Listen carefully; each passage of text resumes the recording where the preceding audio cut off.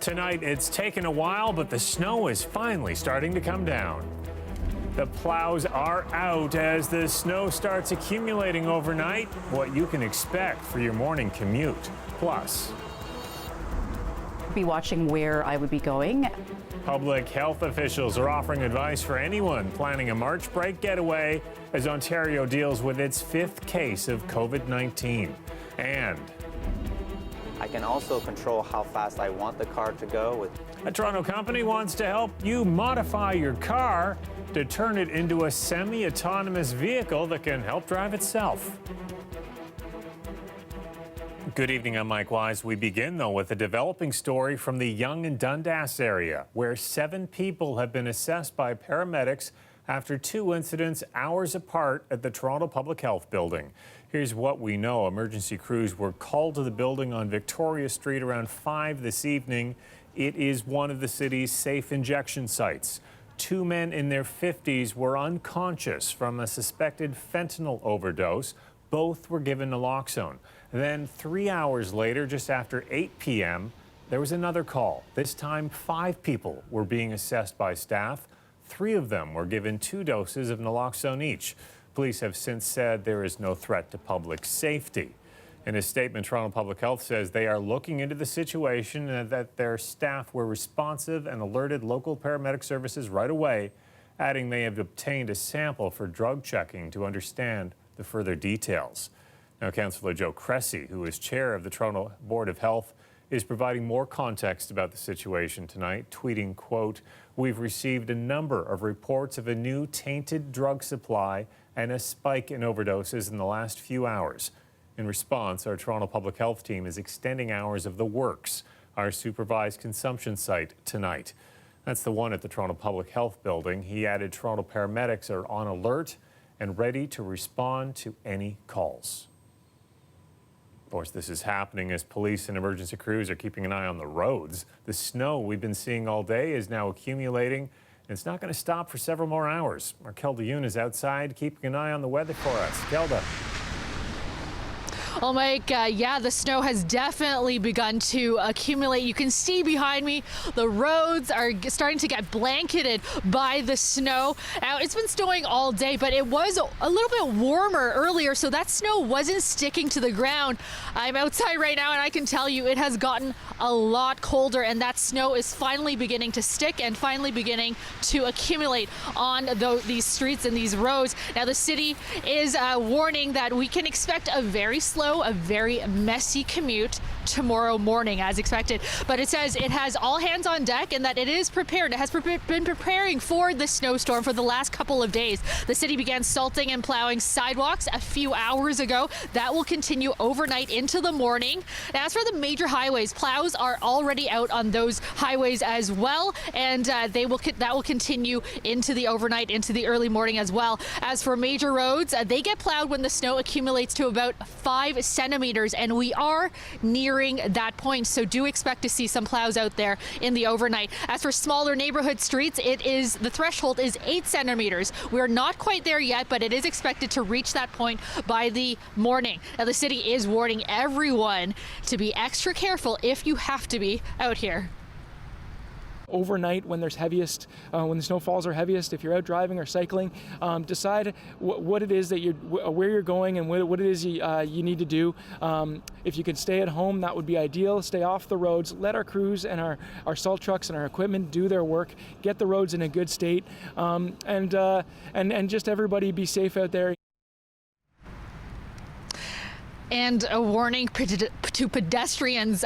Definitely be careful out there when you're walking on the sidewalk or when you're out walking on the street, because now I'm an example of this right here. I broke my ankle on a day like today, a couple of weeks ago. I'm still in a walking boot. I'm still recovering. I slipped right on the sidewalk, on the icy sidewalk. So definitely be careful out there. As for school boards, they say they're also keeping an eye on the situation. They said to check in with them in the morning to see if it's a snow day.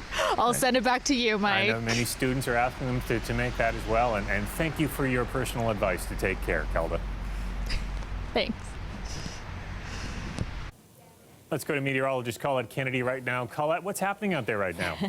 Yeah, a lot happening in terms of, you can just look at my board here with all the watches and warnings that are in place, and that kind of tells the story as this storm system is moving through. So we're still looking at the snow coming down, of course, and as temperatures have cooled, it's starting to stick around a little bit. So we remain in that snowfall warning with the totals being 15 to 25 centimeters because some of those early centimeters were kind of melting on sidewalks and things. We may be closer to the lower end, to the 15 of that 15 to 25. And by the way, snow squall watches going into play, snow squall warnings too, once these winds pick up, which they will be doing overnight into tomorrow. Winter storm warnings off to the east where the amounts may exceed 30 centimeters easily. And then even just keeping in mind that there's the special weather statement back towards southwestern Ontario because there's still 10, 15 centimeter potential there. So as the system continues to wind through, even tomorrow morning for the commute, still some snow coming down. It should be lighter in intensity and moving out towards lunchtime, even a little before. So the morning commute may be not quite as bad, but there, look at how those winds are going to set those squalls up. And some of those flurries or bursts of some flurries will make their way down towards the city at times. So something to keep note of. Otherwise, that system will be beyond us, but those windy conditions will hold not only tomorrow, but it's still going to be quite breezy into Friday as well. So additional amounts as we go towards tomorrow morning, that's where we start to get up towards that 10. So taking what we have and then adding another 10 to get closer to that 15, I should say. Overnight tonight, -5, tomorrow -4, and with the winds, it's not going to feel much better. So feeling like -14 almost throughout the day. I'm going to have more on when we're going to see actual warm-up coming up, Mike. Okay, thanks, Colette. You're welcome. Well, some good news. Garbage pickup will continue, and the city's recreation centers will remain open at least for a couple more days. That is after the city and the union representing outside workers agreed to push the deadline for a deal by 48 hours. The two sides had been working towards a deadline of just under an hour from now, but now both agreed to put that off until 12:01 Saturday. Both sides say they are committed to hashing out a deal, but there's still one big disagreement. That's over a clause that protects employees with 15 years experience from losing their jobs to privatization.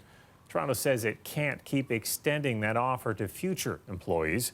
So if there is a strike or a lockout involving Toronto's 5,000 outside workers this weekend, that'll mean garbage pickup will be suspended east of Yonge, and people on the west side might see delays due to picketing at collection stations.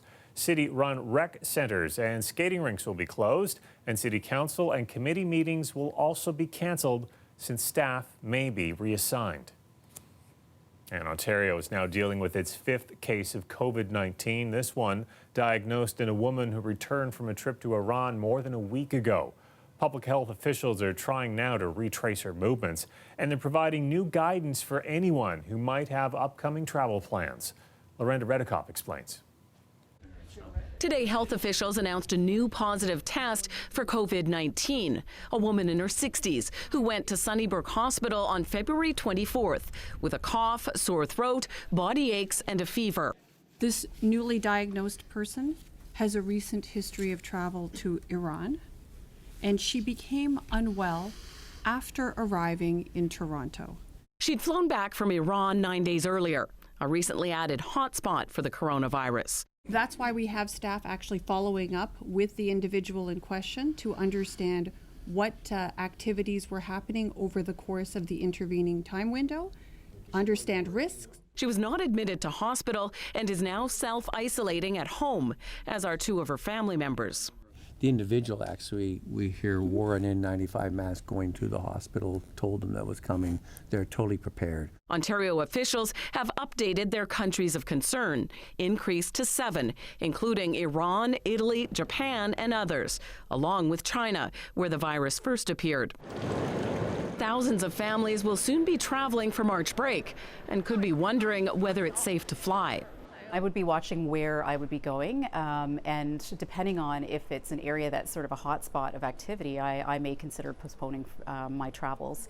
But if it's somewhere that we haven't really seen cases and we know people are looking for cases in that area, there's no reason not to travel. This infectious disease expert also has this reminder. It's important to realize that if things seem to be escalating in an area where you may be traveling, you may end up getting stuck there. Plus, this simple advice. To register themselves with the website of the Government of Canada so that we know where they are, so we can provide updated information. Health officials say the situation is changing every day with this virus. They recommend people stay up to date with the federal government's travel advisories and then decide what's best for them.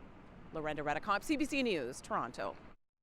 There was a small but serious escalation of tensions at the site of an ongoing Mohawk protest near Belleville. Wooden pallets were placed near the tracks and set alight as a train rolled past.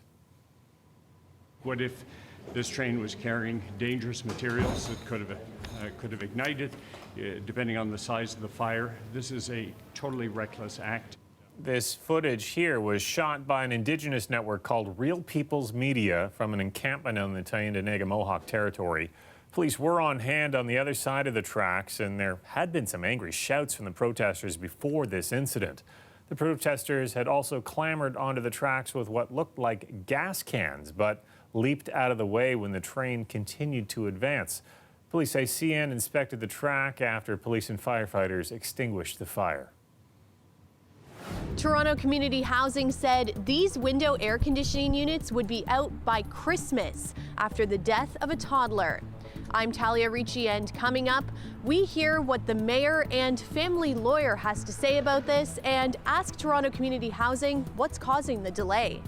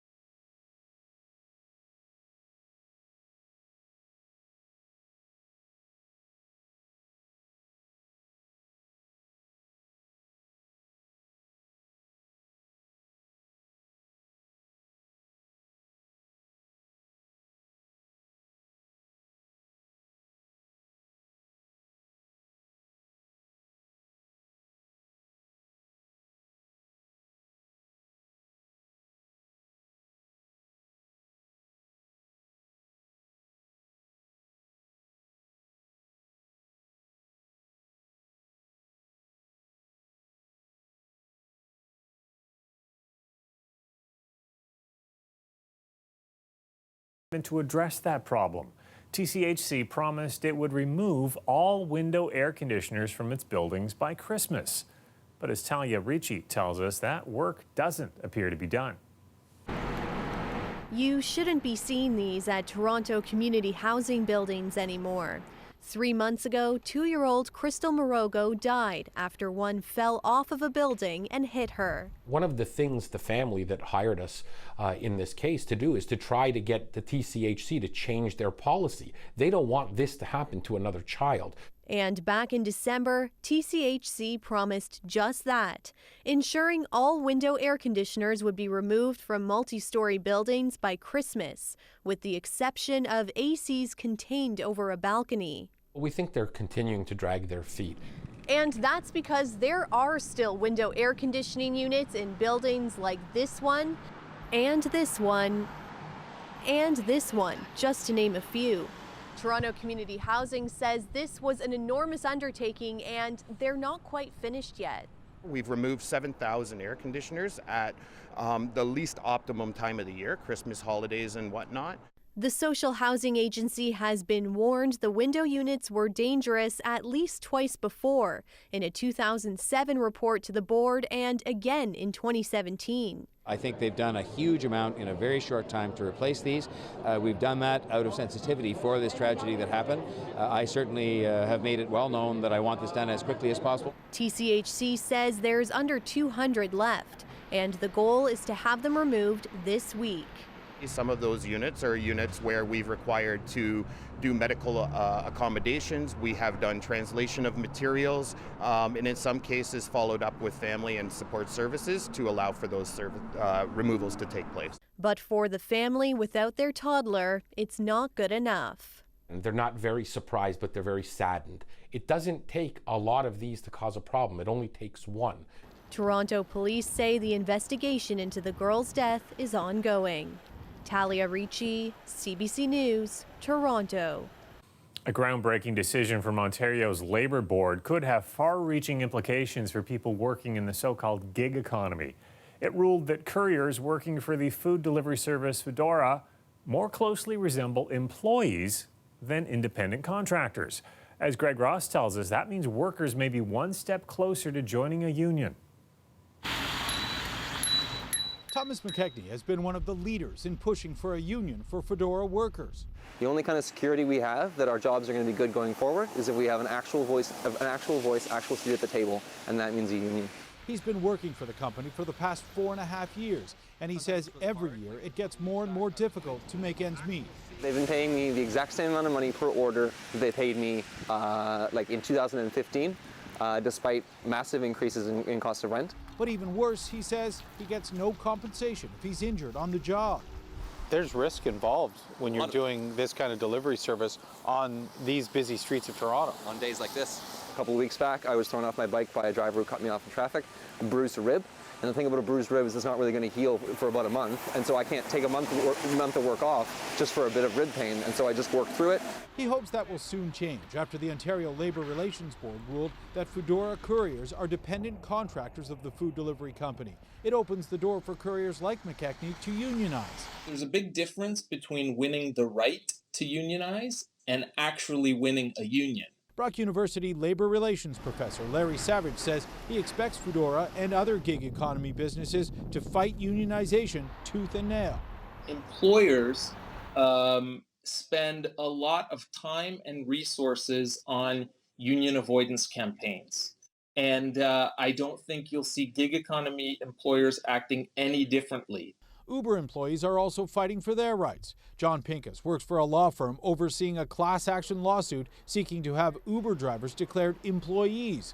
He says the decision by the Labour Relations Board could be a big help. The decision that they made to declare them as dependent contractor, if you run it through the employee versus independent contractor test, I think the result is the same, that they become employees. McKechnie says he will now turn his attention to pushing forward with a Foodora union.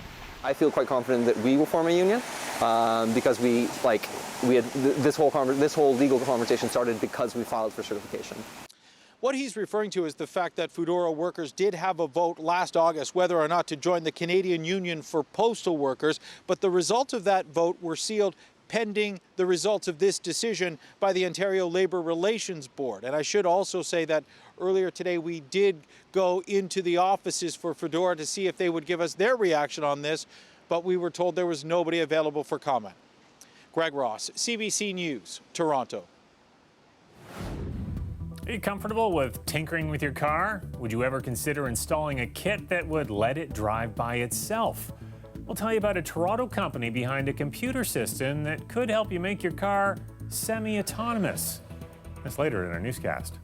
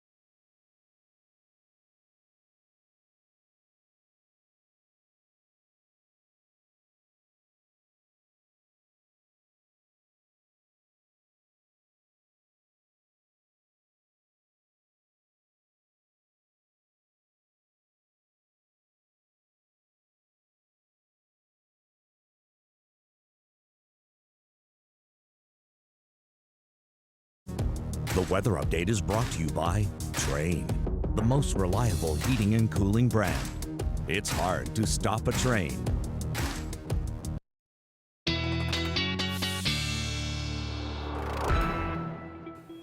Colette's back now with her extended forecast, but you're tracking the snowstorm as it passes through.